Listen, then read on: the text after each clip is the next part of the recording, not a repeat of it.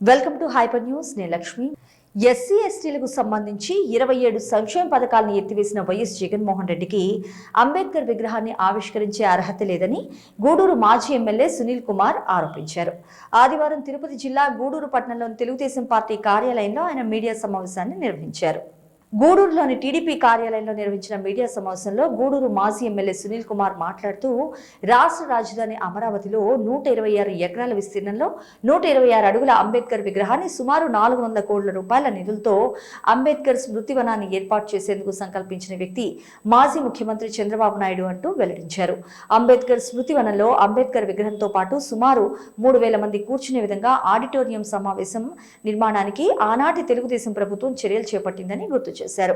అంబేద్కర్ పేరు మీద ఉన్న విదేశీ విద్య పథకానికి పేరు మార్చి జగన్మోహన్ రెడ్డి ఆయన తండ్రి పేరు పెట్టుకున్నారని ఆరోపించారు. వైసీపీ పాలనలో రాష్ట్రంలోనే దళితులపై అనేక దాడులు మరియు హత్యలు జరిగాయనే వివరాలతో సహా మాజీ ఎమ్మెల్యే సునీల్ కుమార్ వివరించారు. వైఎస్ జగన్మోహన్ రెడ్డి దళితుల పట్ల కంసమామగా మిగిలారని ఎద్దేవా చేశారు. ఈ కార్యక్రమంలో తెలుగుదేశం పార్టీ నాయకులు చెంచురామయ్య, ఇజ్రాయెల్ కుమార్, రహీం, శ్రీనివాసులు, పెంచులయ్య తదితరులు పాల్గొన్నారు.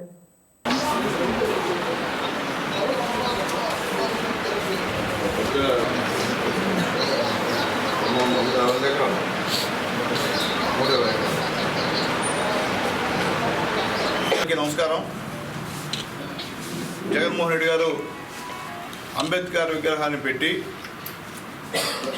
దళిత లీడర్స్ ఎవరిని ఆహ్వానించకుండా గిరిజన రాష్ట్రపతిని కూడా ఆహ్వానించకుండా ఆయన ఏదో పెద్ద మేలు చేసినట్టు, ఆయన నా ఎస్సీ నా ఎస్టీ అంటూ అంబేద్కర్ విగ్రహం పెట్టినంత మాత్రాన నీ ఎస్టీలు నీ వాడు కాదని చెప్పి జగన్మోహన్ రెడ్డి గారు తెలియజేస్తున్నా. అంబేద్కర్ విగ్రహం పెట్టాలని ఆలోచన వచ్చింది నారా చంద్రబాబు నాయుడు గారు. అమరావతిలో దాదాపు 126 అడుగుల అంబేద్కర్ విగ్రహం 20 ఎకరాల్లో, మొత్తం వచ్చి 126 ఎకరాలు, దాదాపు 400 కోట్లు పెట్టుబడి పెట్టి అంబేద్కర్ గారి యొక్క విగ్రహానికి అంబేద్కర్ స్మృతివనం అనే పేరు పెట్టి చేయాలని చెప్పి ఆయన మొట్టమొదట అక్కడ ప్రారంభించిన విషయాన్ని కూడా మీకు తెలియజేస్తుంది. అట్లాగే దాంట్లోనే ఆ 126 ఎకరాల్లోనే దాదాపు 3000 మంది కూర్చునేటువంటి మినీ ఆడిటోరియం, అలాగే ఒక హాలు కట్టి ఈ అంబేద్కర్ గారిని దేశవ్యాప్తంగా ఈ విధంగా అంబేద్కర్ గారికి ఆంధ్రప్రదేశ్లో దాదాపు 126 ఎకరాలు కేటాయించింది నారా చంద్రబాబు నాయుడు గారు అని చెప్పేటువంటి పరిస్థితిని తీసుకొచ్చినటువంటి మహానుభావుడు నారా చంద్రబాబు నాయుడు గారు. నువ్వు ఒక విగ్రహం పెట్టేసి అసలు దళిత లీడర్స్ని పిలవకుండా నా ఎస్సీ నా ఎస్టీ అని దాదాపు 27 ఎస్సీ పథకాలని రద్దు చేసినటువంటి ఆయనవి నువ్వు. నీకు ఏ అర్హత ఉందని చెప్పి అంబేద్కర్ విగ్రహం ఆవిష్కరించావని చెప్పి మేము అడుగుతున్నాం. ఈరోజు నీ హయాంలో మొత్తం దళితులు ఎంతమంది చచ్చిపోయారో ఒకసారి ఆలోచించుకోమని తెలియజేస్తున్నా. ఉదాహరణకి డాక్టర్ సుధాకర్, అలాగే మీ ఎమ్మెల్సీ మా దళితులను ఒక అతన్ని చంపేసి డోర్ డెలివరీ చేసిన విషయాన్ని కూడా ఒకసారి మీకు గుర్తు చేస్తున్నా. మా ఎవరో తాగేసి ఒక దళితుడు మందు బాగా నడిస్తే ఉదాహరణకు శవమై తెలియని విషయాన్ని కూడా ఒకసారి నేను తెలియజేస్తున్నా.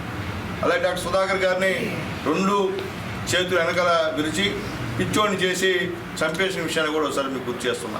అలాగే ఒక దళిత మహిళని ట్రాక్టర్తో ఢీకొట్టి చంపేసినటువంటి మీ వైఎస్ఆర్సీపీ నాయకుల విషయం కూడా మీకు తెలియజేస్తున్నా.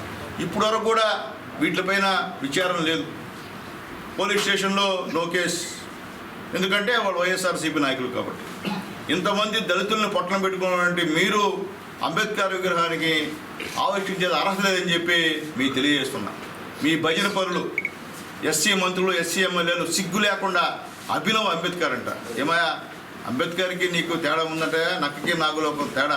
అంబేద్కర్ ఎక్కడ, నువ్వెక్కడ? సిగ్గు లేకుండా మీరు దళితులుగా మీరు నిజంగా మీలాంటి దళితులకు ఎందుకున్న బాధగా ఉంది. అంబేద్కర్ గారిని పోల్చలేదా ఎప్పటితో? అంబేద్కర్ లెజెండ్.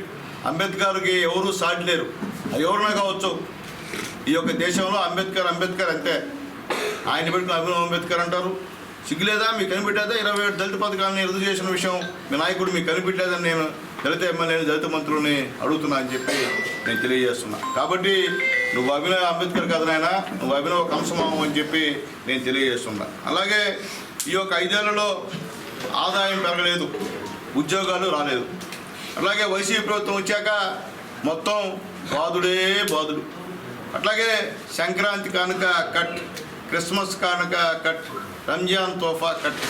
అంటే మీరు చేసిన మంచి పనులు చెప్తున్నాయా? అట్లాగే తెలుగుదేశం అధికారం ఉన్నప్పుడు నాణ్యమైనటువంటి మద్యాన్ని సరఫరా చేశాం. కానీ మీరు వచ్చిన తర్వాత మొత్తం నాసిరకం మద్యాన్ని తయారు చేసి మొత్తం ఎస్సీలు చనిపోయేటట్టు తయారు చేసింది మీ వైఎస్ఆర్సీపీ గవర్నమెంట్ అని చెప్పి నేను తెలియజేస్తున్నాం. అలాగే మద్య నిషేధం చేస్తానని చెప్పి మహిళలను మోసం చేసినటువంటి పెద్ద మనిషి మీరని చెప్పి మేము అడుగుతున్నాం. బస్సులు ఛార్జీలు పెంచారు, కరెంట్ ఛార్జీలు పెంచారు, చెత్తపై పన్నేశారు. అలాగే టీడీపీ 5 ఏళ్లలో పైసా కూడా కరెంట్ ఛార్జీలు పెంచలేదు. అట్లాగే వివిధ పేర్లు పెట్టి కరెంట్ ఛార్జీలు పెంచిన ఘనత మీదే అని చెప్పి నేను తెలియజేస్తున్నా. అలాగే 200 యూనిట్లు కరెంటు ఉచితంగా ఇస్తానని చెప్పారు, కానీ అది మాట మార్చిన విషయాన్ని కూడా గుర్తు చేస్తున్నా. అలాగే పంట కాలువల్లో నీళ్లకు బదులుగా రైతుల యొక్క కన్నీళ్లు కారు పారుతుందని చెప్పి నేను తెలియజేస్తున్నా. అలాగే ఉపాధి కోసం బయట ఊళ్ళకి వెళ్ళి బతకాల్సిన పరిస్థితి ఈ ఆంధ్ర రాష్ట్ర ప్రజలకు వచ్చిందని చెప్పి నేను తెలియజేస్తున్నా. అలాగే వైసీపీ పాలనలో నష్టపోయింది బడుగులు బలహీనలు ఎక్కువ మంది అని చెప్పి నేను తెలియజేస్తున్నా. అలాగే వైసీపీ నేతల వేధింపుల్లో ఎస్సీలు ఎంతోమంది ఆత్మహత్య చేసుకున్నారని చెప్పి నేను గుర్తు చేస్తున్నా. అలాగే 29 మంది దళిత ఎమ్మెల్యేలు మార్చినటువంటి జహంగీర్ కాదు ఔరంగజేబ్ ఎవరంటే మీరే అని చెప్పి నేను తెలియజేస్తున్నా. అలాగే కబ్జా చేసిన వారికి న్యాయం చేసే ప్రభుత్వం ఇదని చెప్పి నేను మరొకసారి నేను తెలియజేస్తున్నా. అట్లాగే భూరక్షణ చట్టం అమల్లో వస్తే మీ భూములన్నీ కూడా మీ ఫోటో వేసుకొని కొత్తగా ఏదో పేరు పెట్టి మా తాతలు మా నాన్నలు మా చిన్నాన్నలు సంపాదించినటువంటి ఆస్తులపైన మీ ఫోటో వేసినటువంటి మహా గొప్ప ప్రభుత్వం ఇదని చెప్పి నేను తెలియజేస్తున్నా. అలాగే ఈరోజు డంపింగ్ యార్డ్ వేయాల్సినటువంటి చెత్త మరో ఊరిలో వేసే కార్యక్రమాన్ని మీరు శ్రీకారం చుట్టారని చెప్పి నేను తెలియజేస్తున్నా.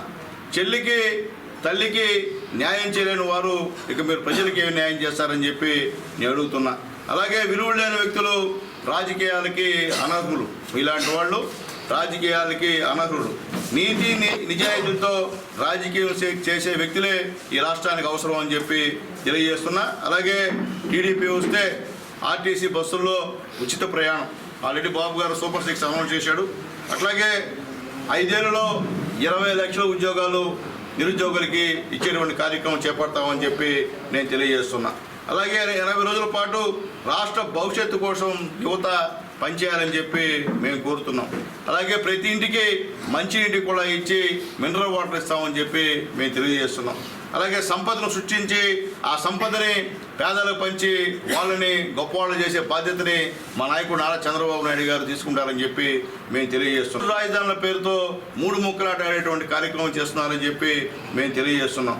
అలాగే ఈ రాష్ట్రంలో ఇసుక మట్టి దోపిడీ చేసేటువంటి కార్యక్రమం, అలాగే ఈ రాష్ట్రంలో గ్రానైట్, అలాగే క్వార్జ్, సిలికా మొత్తాన్ని మీరు ఈరోజు కబ్జా చేస్తున్న విషయం, అలాగే తినేస్తున్న విషయాన్ని కూడా ఒకసారి మీకు తెలియజేస్తున్నా. అట్లాగే ముఖ్యంగా తెలుగుదేశం పార్టీ హయాంలో అరకులో పండుతున్నటువంటి కాఫీ పొడికి అంతర్జాతీయ గుర్తింపు తెచ్చినటువంటి ఆయన ఎవరంటే చంద్రబాబు నాయుడు గారు అని చెప్పి మరొకసారి మీకు నేను తెలియజేస్తున్నా. అరకు కాఫీ ప్రపంచ స్థాయిలో గుర్తింపు కలిగించింది తెలుగుదేశం పార్టీ అని చెప్పి నేను తెలియజేస్తున్నా.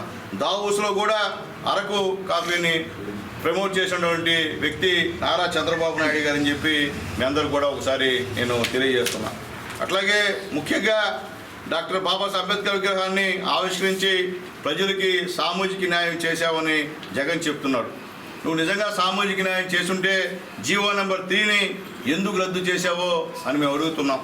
అట్లాగే జీవో నెంబర్ 3 రేపు తెలుగుదేశం పార్టీ గెలిచిన తర్వాత మళ్ళీ అవి తీసుకొచ్చి ఉద్యోగాలు ఇచ్చే బాధ్యత తెలుగుదేశం పార్టీ తీసుకుంటుందని చెప్పి మేము తెలియజేస్తున్నాం.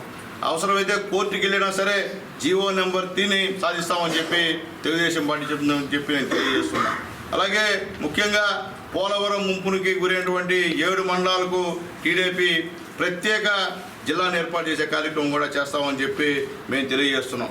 అలాగే టీడీపీ పాలనలో 70% పూర్తి చేస్తే జగన్ రెడ్డి ఆ 20% చేయకుండా ఆ ప్రాజెక్టులందరూ కూడా సర్వనాశనం చేసిన వ్యక్తి జగన్మోహన్ రెడ్డి గారు అని చెప్పి మేము తెలియజేస్తున్నాం.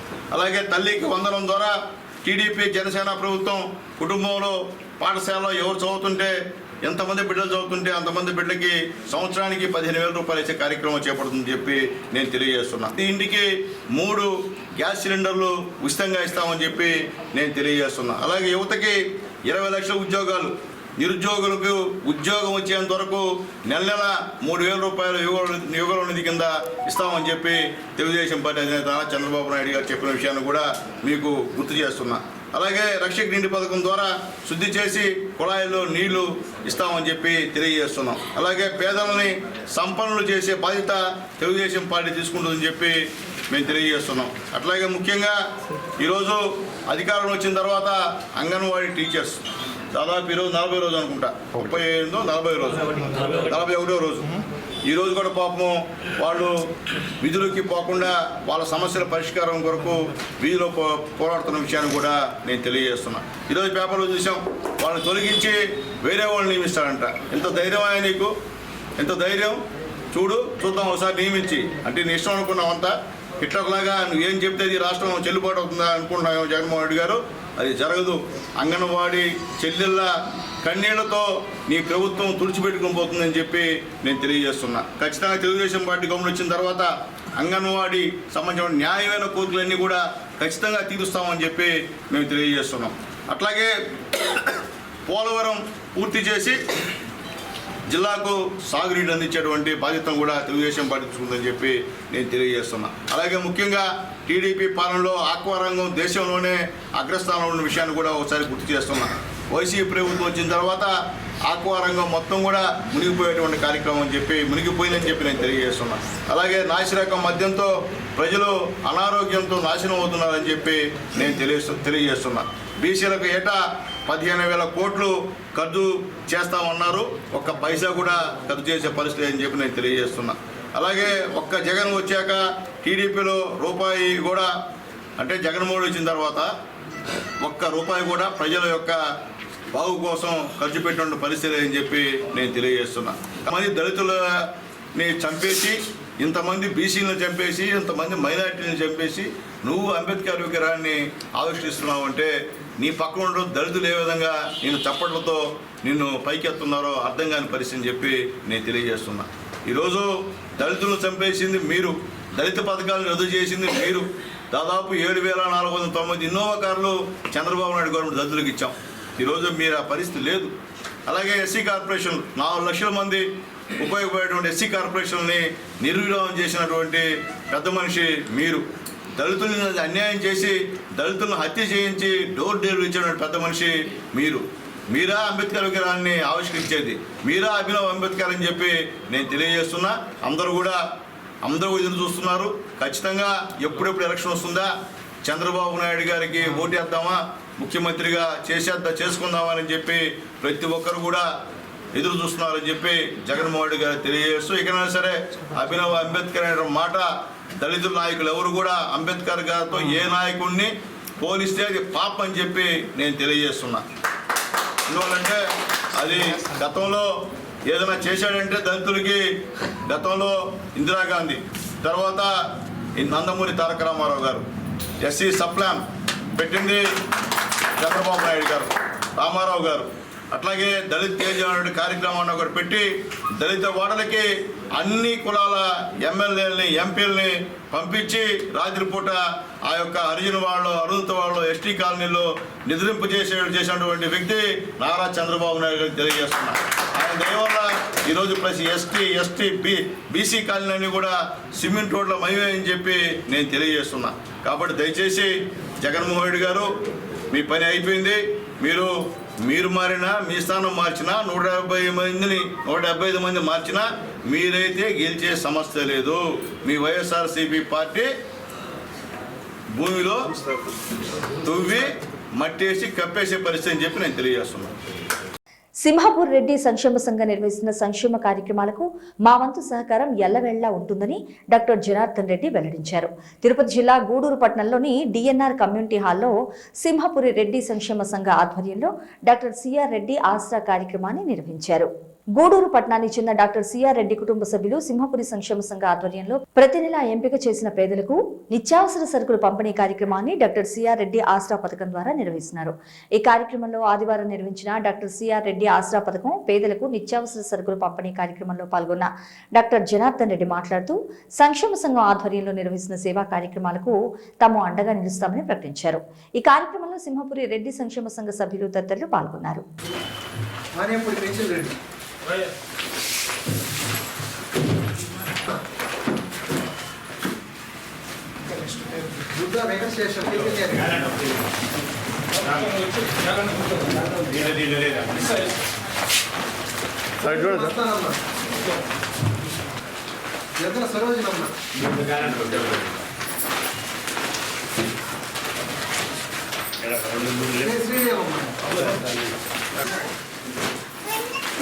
కల్లిపూడి రమణమ్మ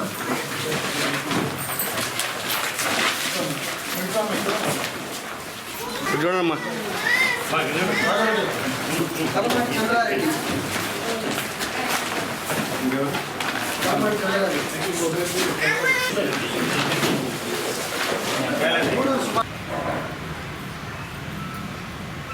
సింహాపురి రెడ్డి సంక్షేమ సంఘం వారికి ఈ సిఆర్ రెడ్డి ఆసరా లబ్ధిదారులకు నా నమస్కారాలు. సింహాపురి రెడ్డి సంక్షేమ సంఘం ఈ విధంగా రెడ్డి కులస్తులకి కొంచెం వెనకబడిన వారికి సహాయం చేయడం ఎంతో మంచిది, ఎంతో బాగుంది. ఈ పథకం మొదట మాకు చెప్పినప్పుడు మేము సరే స్టార్ట్ చేయమన్నాము. అదేవిధంగా మాతో పాటు ఇంకా సిద్ధారెడ్డి జనార్దన్ రెడ్డి గారు అందరూ కూడా దీనికి చేయూత అందించడం ఎంతో మంచిది, ఎంతో సంతోషకరం. నా రిక్వెస్ట్ ఏంటంటే ఇంతటితో నిలబెట్టుకోకుండా వేరే వేరే ప్రోగ్రామ్స్ కూడా స్టార్ట్ చేయాలని సింహాపూర్ రెడ్డి సంక్షేమ సంఘం వేరే చదువులకైతేనేమి చదువులకు కానీ ఇంకే విధంగా కానీ ఆరోగ్యపరంగా కానీ వాళ్ళకి పేదగా ఉండే వాళ్ళకి సహాయం చేయాలని దానికి కావాల్సిన మా సహకారాలు అందిస్తాం తప్పకుండా. కాబట్టి మీరు వేరే ప్రోగ్రామ్స్ కూడా టేకప్ చేసుకొని ఇంకా కార్యక్రమాలు చేయాలని, రోజు రోజుకి అభివృద్ధి చెందాలని సింహాపురి రెడ్డి సంక్షేమ సంఘం కోరుకుంటున్నాను. ఈ విధంగా మాకు ఈ అవకాశాన్ని ఇచ్చిన సింహాపురి రెడ్డి సంక్షేమ సంఘం వారికి నా నమస్కారం. తిరుపతి జిల్లా గూడూరు పట్టణంలోని సొసైటీ ప్రాంతంలో వెలిసి ఉన్న గూడూరు గ్రామదేవత శ్రీ నారాయణమ్మ పేరంటారు దేవస్థానంలో ఆదివారం అన్నదాన కార్యక్రమాన్ని వైభవంగా నిర్వహించారు. సంక్రాంతి పండుగను పురస్కరించుకుని దేవస్థానంలో అమ్మవారికి ప్రత్యేక పూజలు, ఏడాది పండుగ నాడు అమ్మవారి గ్రామోత్సవం నిర్వహించిన అనంతరం వచ్చే ఆదివారం నాడు అన్న సంతర్పణ కార్యక్రమాన్ని నిర్వహించడం ఆనవాయితీగా వస్తున్న విషయం తెలిసిందే. మరి ఈ కార్యక్రమంలో ఆదివారం దేవస్థానంలో భారీగా అన్నదాన కార్యక్రమాన్ని నిర్వహించారు భక్తులు. అమ్మవారిని దర్శించుకుని అన్నదాన కార్యక్రమంలో అన్నప్రసాదాలను స్వీకరించారు.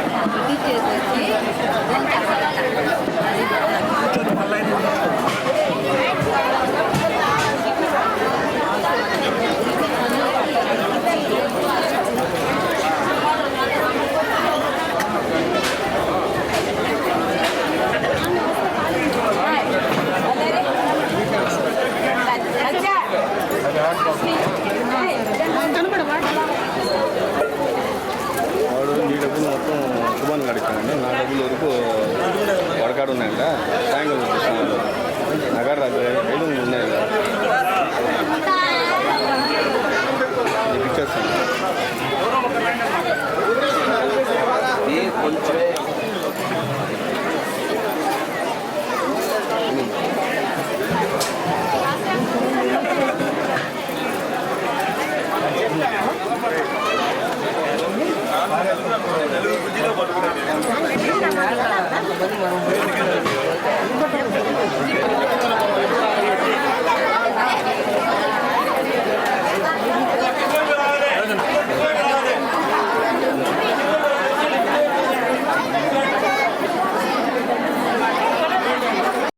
500 సంవత్సరాలుగా భారతదేశంలోని హిందువులు అనేక పోరాటాల ద్వారా శ్రీరామచంద్రుని జన్మస్థలమైన అయోధ్యలో ఆ శ్రీరాముని దేవస్థానం నిర్మాణం చేసుకోగలిగామని ఆంధ్ర మహిళా మండలి సభ్యులు తెలిపారు.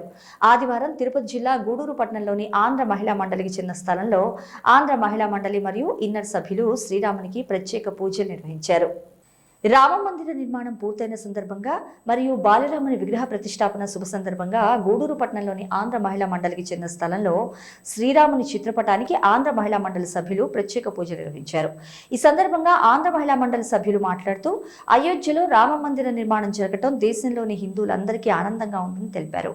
అయోధ్య రామ మందిరంలో బాలరాముని విగ్రహ ప్రతిష్ఠ సందర్భంగా దేశవ్యాప్తంగా హిందువులు వేడుకలు జరుపుకుంటున్నారని, ఈ క్రమంలో తాము శ్రీరామునికి ప్రత్యేక పూజలు జరుపుకుంటున్నామని తెలిపారు.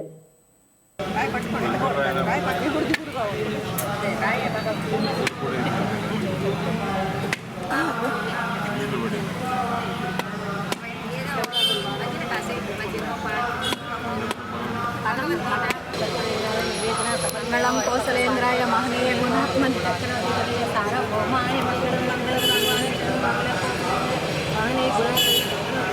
సార్వభౌమాయ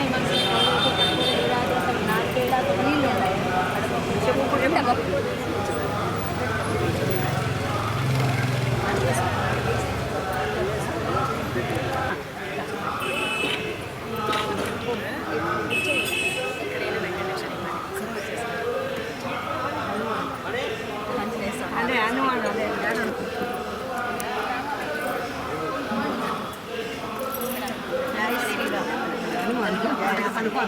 500 సంవత్సరాలు కష్టపడితే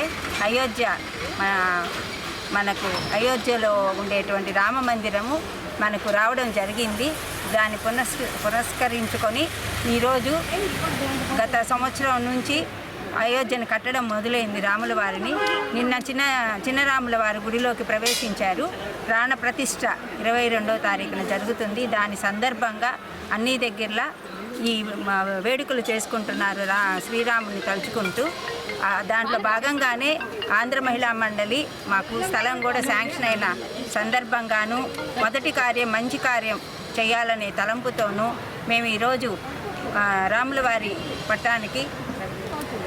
పటాన్ని పెట్టుకొని పూజ చేసుకొని భజన చేసుకొని రాముల వారి అష్టోత్తరము సహస్రనామం అన్నీ చదువుకొని ఈరోజు మంచి రోజు అని చెప్పి ప్రారంభం చేసుకున్నాము ఇక్కడికి రావడానికి. కాబట్టి మాకెంతో సంతోషంగా ఉంది ఇంత మంచి అవకాశం మాకు భగవంతుడు ఇచ్చిన దానికి.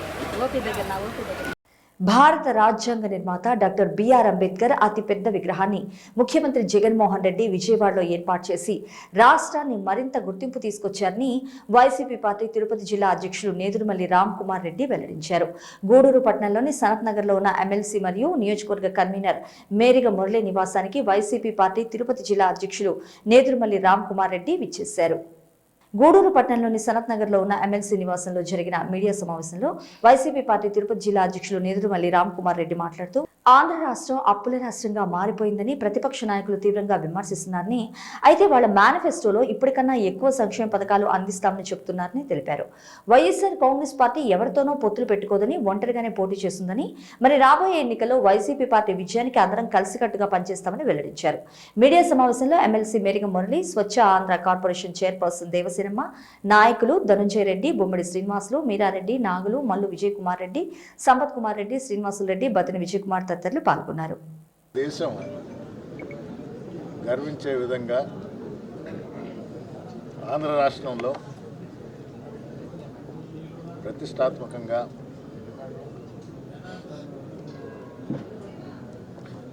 అత్యంత ఎత్తైన అంబేద్కర్ గారి విగ్రహం నిన్న మన విజయవాడలో ఆవిష్కరించబడింది.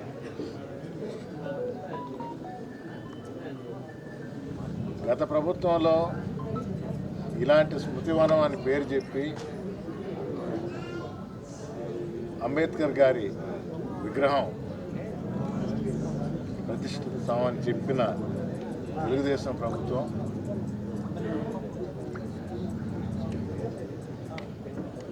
దానికి అనుగుణంగా ఒక జీవో పాస్ చేసి కంటి తులుపు చర్యగా ఒక స్థలం చూపించి ఏమాత్రం పట్టించుకోకుండా దళిత సోదరుల మీద ఉన్న ప్రేమ, భారతరత్న బిఆర్ అంబేద్కర్ గారి స్టాచ్యూని ప్రతిష్ఠించడంలో కూడా విఫలమైంది. అదే దొడుకులు ఉన్నటువంటి మరి వ్యక్తులందరూ కూడా ఆయన పాదాలు నిజంగా ఎంతోమందికి భవిష్యత్తు ఇచ్చాయి. ప్రజా సంకల్ప యాత్రలో కాయ కష్టం చేసినటువంటి ఆయన పాదాలు నేను ఎప్పుడు కూడా వారి ముఖం తర్వాత వారి పాదాలను కూడా నేను గమనిస్తుంటాను మనసులో. ఈ పాదాలే కదా ఎంతమందికి, ఎన్ని వేల కుటుంబాలకి, లక్షల కుటుంబాలకి ఈరోజు పేదరికాన్ని తోలే ముందుకు వెళ్ళిపోయే ఒక ప్రణాళిక ముందుకు వచ్చిందని చెప్పి నేను ఆయన్ని అనునిత్యం గుర్తిస్తుంటాను. మరి భగవంతుడు ఆలకించాడు. మరి వెంకటేశ్వర స్వామి నన్ను ఆశీర్వదించారు. ఇక్కడ ఉన్నటువంటి 2 కుటుంబాలు పెద్దలు అందరూ కూడా మరి గొప్పగా ఆశీర్వదించారు. నాకు చాలా సర్వేలో మీరందరూ గొప్పగా సర్వేలో ఇంకొక రకం లేకుండా, రెండో ఆలోచన అనేది లేకుండా సర్వేలో మీరందరూ నాకు ఆశీర్వదించినందుకు మరి మీ అందరికీ కూడా మరి చాలా హృదయపూర్వకంగా కృతజ్ఞతలతో నమస్కారాలు తెలియజేసుకుంటున్నాను. గూడూరు పట్టణ సమీపంలోని పంపలేరు వాగు సమీపంలో వెలిసిన గూడూరు గ్రామదేవత శ్రీ తాళమ్మ అమ్మవారి దేవస్థానంలో ఆదివారం అమ్మవారికి విశేష అలంకరణ, అభిషేకం, ప్రత్యేక పూజా కార్యక్రమాలు నిర్వహించారు. భక్తులు దేవస్థానం వద్ద పొంగళ్లు పొంగించి అమ్మవారికి మొక్కులు చెల్లించుకున్నారు.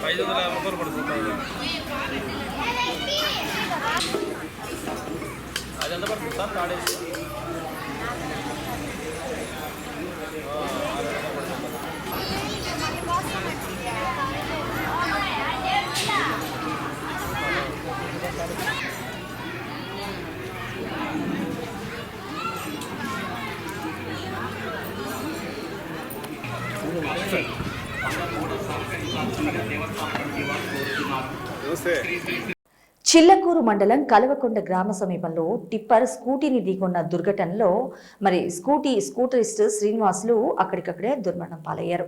చిల్లకూరు పోలీసులు కేసు నమోదు చేసుకుని ప్రస్తుతం దర్యాప్తు చేస్తున్నారు. చిల్లకూరు మండలం చింతవరం గ్రామంలో జోగి శ్రీనివాసులు అనే వ్యక్తి జేసీబీతో వ్యాపారం చేసుకుంటూ జీవనం సాగిస్తున్నాడు. చిల్లకూరు నుండి చింతవరం వైపు స్కూటర్పై శ్రీనివాసులు వస్తుండగా కలవకొండ గ్రామ సమీపంలో టిప్పర్ ఒకటి స్కూటర్ను ఢీకొనడంతో తీవ్ర గాయాల పాలైన శ్రీనివాసులను 108 ద్వారా గూడూరు ప్రభుత్వ హాస్పిటల్కి తరలించారు. అయితే అప్పటికే శ్రీనివాసులు మృతి చెందినట్లు డాక్టర్లు నిర్ధారించారు. చిల్లకూరు పోలీసులు కేసు నమోదు చేసుకుని దర్యాప్తు చేస్తున్నారు.